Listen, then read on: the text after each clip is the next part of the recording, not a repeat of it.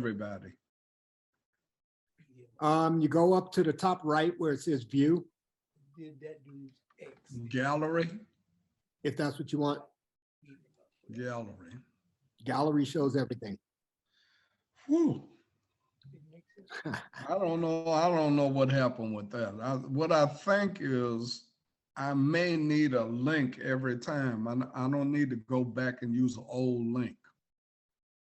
It doesn't matter, Dad. The No, same you link went- that he sends you now will be the same link that you already have. You were fine the first time you logged in. You just didn't have your speaker on. You didn't I have. think you didn't have your volume up. Yeah, so you couldn't hear us. You could see us and I don't touch anything on this screen. I just open it up. I don't cut anything off. It wasn't on your screen, it was on your keyboard. Yeah, I don't touch the keyboard. All I do is lift the top up. But somehow your volume got turned down. Okay. Maybe you tapped Let something. me hit volume off in 1 second. Go. Hmm. One hit. Okay, well, so where we're going tonight? Well, I had my Did you get- question, who was my best boss? yes, your My favorite best boss. right? Yes.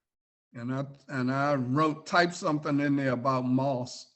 And right now I'm really concerned about him, because he's not doing well and he's been in the hospital over a week. Oh, And he's having issues with his lungs. He's recovering from prostate surgery. And Rita, his wife, is going up to the hospital. She's staying overnight with him up there. So she's in the room with him. And she just has to go home, get new clothes and stuff like that and come back. So I've been really concerned about that. But I guess I could talk about when I went to deal. What do you all want to talk about? I mean, I always want to talk. Y'all don't ever have any questions that I need to answer? I lost volume on you, Andre. I don't have any volume. I got you. No, I muted mine so that the recording wouldn't have it. No, this is about you, Dad, and we want you to talk. I told Nicole if she's got some questions that she can forward her questions to me and I'll add them into the queue. But right now, every week I just go through and I see what questions they have. And if it's a good question, I just let it stand. If not, I can change the questions. But honestly, you can talk about whatever you want to talk about. I just ask the questions that they give me, but we can make up questions. And like I said, you can talk about whatever you want. And then I can go in and say, hey, this is, or we can change the question and make it the question that you answer. So, Well, what I'm beginning to feel like is I could run through my whole life in about 30 minutes of everything. Let me share this with you. I'm looking for Nicole's questions. I'm emptying all of these boxes that I have of stuff in the bedroom and crawl space, attic and stuff like that, right? And I have a lot of boxes. Let me just say, I got a lot of boxes, but the one I pulled out today was pretty close to my life. My life, elementary school, junior high school, St. Louis, DC Teachers College, marriage and all of that in one box. And it's a box of pictures and letters and stuff like that. In fact, I sent one of them, I took a picture of and sent it to the kids today. I don't know if they got it or not, but I think I sent it to Nicole. Nicole is on mute on my screen.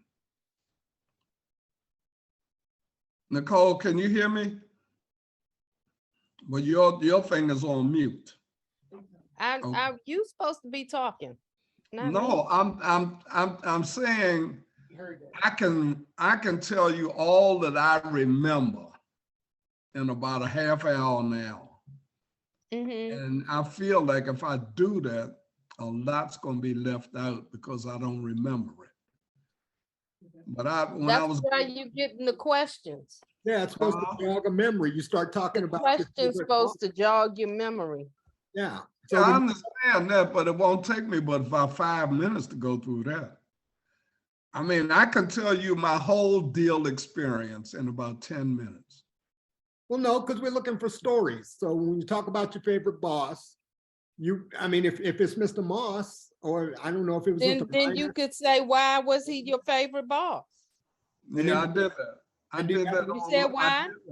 I did that Did I miss on. that? I did that on the email thing when they asked for the questions. So I went through that.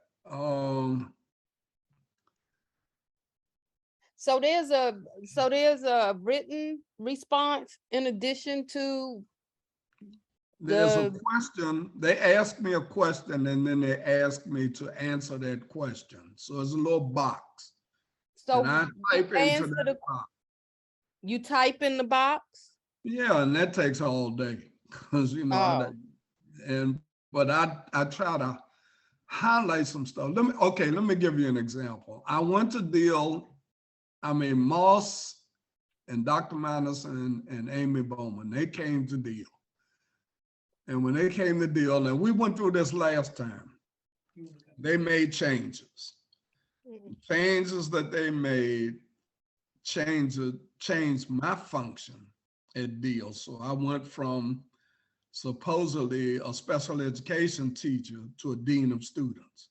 And as dean of students, then there were certain things that I did. And we went through all of that last time, right? Right. Okay, so I don't know right now what I may have left out of that story. But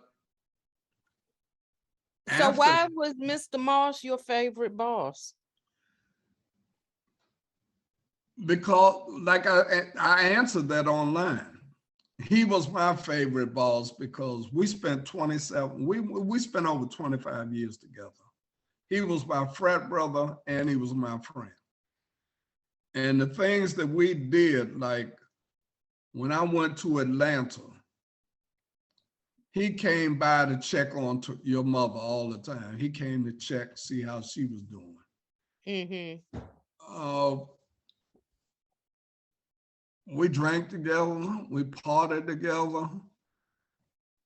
We were just more than just principal and assistant principal. We were Kappa brothers, we were friends, and we had a good working relationship, even though we had our disagreements sometimes. We were able to work it out because we were friends. And Right. sometimes I thought that he was overbearing when it came to the teachers, and I would have to tell him, hey, you shouldn't treat people like that, because he was I don't know how to explain it, but he never wanted to be seen as weak. He wanted to be a strong authoritarian. What I say goes. That was the way he wanted to deal with the teachers and the students. And sometimes I had to go in and say, well, we can't be like that. And it was always, we can't. It was never, you can't be that way. We can't be that way, because it was a we thing. You know, it wasn't like you the principal, I'm the assistant principal. It was like, we running this school and we making decisions. So I was going to say, man, we can't do that. We can't respond like that to teachers, right? Or we can't respond like that to parents. And we can't respond like that to downtown when they come in here wanting to know why we did something the way we did it. But anyway, we operated, even though we were two individuals, most of the time, not 100% of the time, but most of the time we operated as one. And that was when he became principal, because before that, he was the assistant principal and I was dean of students. So And Dr. Minor was the and principal, right? Dr. Manus was the principal, right? Mhm. So it was a lot going on, and God, we went through a whole lot of stuff. But anyway, if we can go back and forth. That thing say I can go back and forth, and we can edit and stuff out. But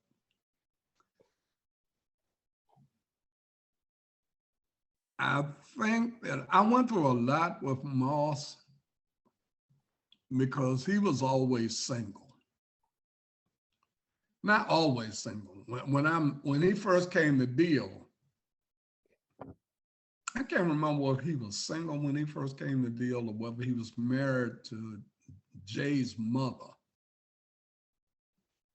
But we went, yeah, no, he was married to Jay's mother when he first got there, because I remember him talking about Jay. And then we went through the whole thing of his raising Jay, and there were times when I had to talk to him about how he was raising Jay, and he would look at me and like, well, look how you raising yours, you know, that kind of stuff, you know. But neither one of us had any idea what we were really doing because we didn't have any experience with raising kids.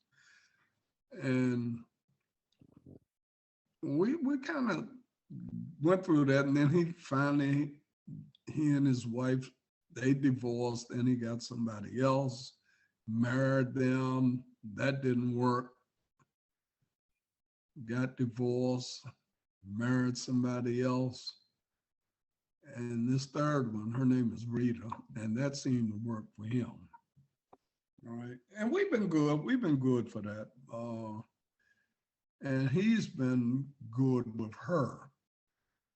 But and when it comes to, he took some of the things that Dr. Manus did and used those, and then he used some of those things that he felt was right. But I always felt like he was operating in the shadow of Dr. Manus. I think he always felt like he was being compared to Dr. Manus in terms of how he operated, and that he was determined to not have that image, that he was in the image of Dr. Manus, but more so like, I'm setting my own thing. I don't compare me with him. But everybody loved Dr. Manus because when Dr. Manus came in, he turned the whole school around, he put discipline in, he straightened everything up. And then he left and went downtown to work, and Moss became the principal. And then Moss tried to do everything so that he wouldn't be compared with Dr. Manus. That's what I felt like. You know, it didn't matter to me because I already had my role. I knew whoever, I knew what I was supposed to be doing. But that worked out fine because he turned out to be probably one of the best principals that Deal had over the long run. Dr. Manus was a short run. Moss over the long run was probably an excellent principal. I mean, he got to the point where he had the admiration of the staff. They trusted him, they believed in him, and that was, and it worked, you know. And then of course, you know, Tony Manus, he died. And that was another experience because Dr. Manus had two sons, Eric and Daryl. And both of them were talented. One played saxophone, one played the piano. And when Tony passed, well, before he passed, and they thought he was going to die, they had a memorial service for him. And his son blew that saxophone like you would not believe how well, I mean, at this memorial service. And then Tony went on to live almost a year after that. And everybody was saying, well, we thought he was getting ready to die. He didn't die, right? But finally, when he finally passed away, had a funeral and everything. And then Moss, that's when Moss actually took over. And then he and I went through, God, it was, I guess it just doesn't seem like it, but for at least 20 years or more, we were there, principal, assistant principal. We changed female assistant principals, but we never changed me. So we had Antoinette Corprew, we had Betty Wise, we had, I can't even name it, was several, let's just put several assistant female assistant principals, but they never changed me out with a male. And when I went to Atlanta, they saved the position till I got back so that I could fill in that position as assistant principal. And that was in 78. But I would say, because if you compare him with bosses that I've had, like out of St. Elizabeth, my good friend, Gloria Cooper, her father was one of my bosses when I worked at St. Elizabeth. That's how, when she came to deal, that's how she and I got close, because we discovered that I knew her father and had worked with him at St. Elizabeth's. And he taught me a lot about how to deal with patients out of St. Elizabeth's. So he was an influence, right? Even though I didn't know his family at the time, but on the job, I knew him. And he was a great influence in helping me learn how to deal with those patients at St. Elizabeth's. So that was one boss. Then after that, when I went to work at CIA, I had another boss named, another boss. I don't know if I should disclose his name, but anyway, I had a boss out there. He became a frat brother. So he pledged Kappa and went over and became one of my fraternity brothers out of CIA. So now I'm working with a Kappa, but that was before I got to deal. So I was working with a Kappa boss before I got the deal, right? And he was good. He was good because he was, well, let me put it, I guess I would say he was, I don't want to say he was lenient. I would say he was understanding, because when we didn't get to work, he didn't really penalize us. And when we got there late, he didn't really penalize us because he had that option, right? And the different things that we did when we were on the job, it just sort of, he made sure it worked out all right for us because we were all in school. He was at DC Teachers with me, even though he was my supervisor at work. So it was all good. And then I didn't have a lot of bosses because, I mean, I had St. Elizabeth boss, CIA boss, and then deal. So I really only had 3 bosses to compare everything with. And I guess out of those 3, Moss was probably the best. Dr. Manus was extremely influential. In fact, it was Dr. Manus who was the principal when I got to go to Atlanta University to work on my doctorate. And they held on to things until I got back. right? So that I could get the position. But in the meantime, Doc went downtown, Moss became the principal. So it's a whole lot of in-between stuff going on there. But as far as bosses, yeah, Moss, because I worked with him so long, he was probably the best boss and the most influential boss, other than the one I had at home. And Teresa was the one that she was the real boss, she, in her little quiet way, she knew how to handle me and my stuff. So I guess she was the best, longest, she was the boss. Ain't no question about that. But after that, then we go into, I don't know where I go from there. Unless we go into outside of work and people that were really influential outside of work.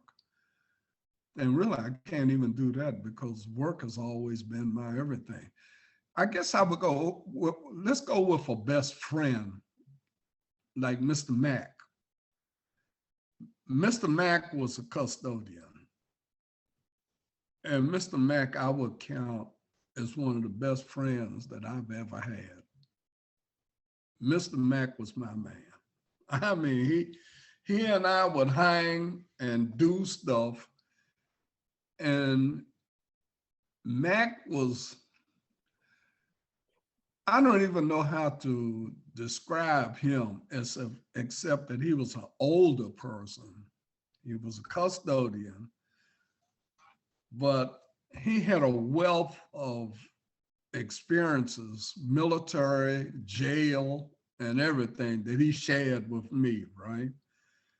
And we just got to be drinking partners. I mean, we drank, and he didn't live that far from the house because he lived 716 Madison and we were 3rd at Jefferson. So I could almost walk to his house, but Mac never drove. He didn't have a car or anything. So anything that came up, I'm picking Mac up and we're going.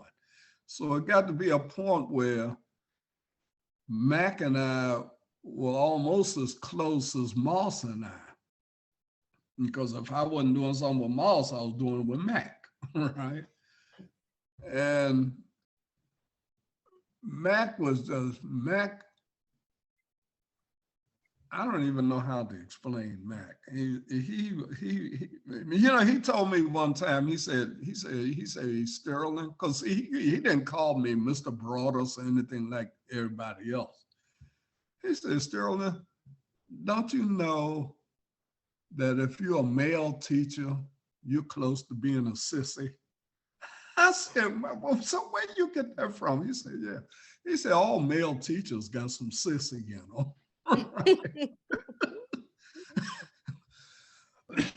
But that was Mac, right? And I mean, he had all kinds of things. He was the one that used to watch a lady walk down the hall and say, hey, steady as you go. And I never knew what he was talking about, right? He said, steady as you go.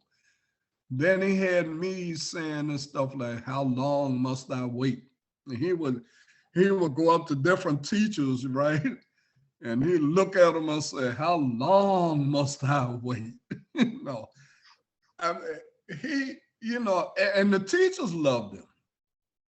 And he was talented in his way. Like he made that chair that I had in my office.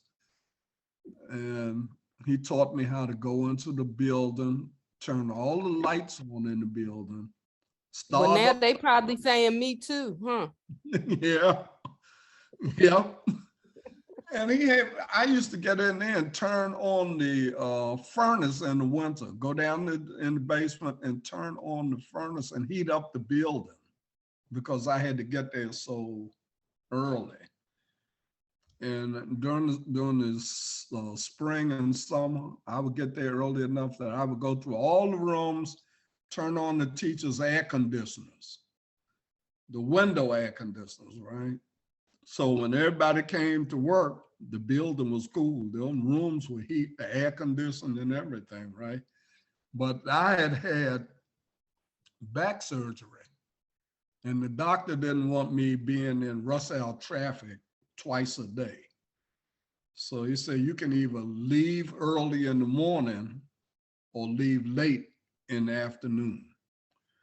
So I decided I would leave early in the morning. That's why I would get the deal so early so that I'd go in. I had a key to the front door, so I could go in and turn all the lights on and get everything set up for the day. I mean, I was there before the custodians got there to open up the building, right? And that kind of worked. That worked. I don't know where I go from there. Well, you don't have to go anywhere. We can stop. I mean, it doesn't have to be a long session. Oh, okay. We're just getting some stuff down. I'll go ahead and stop recording.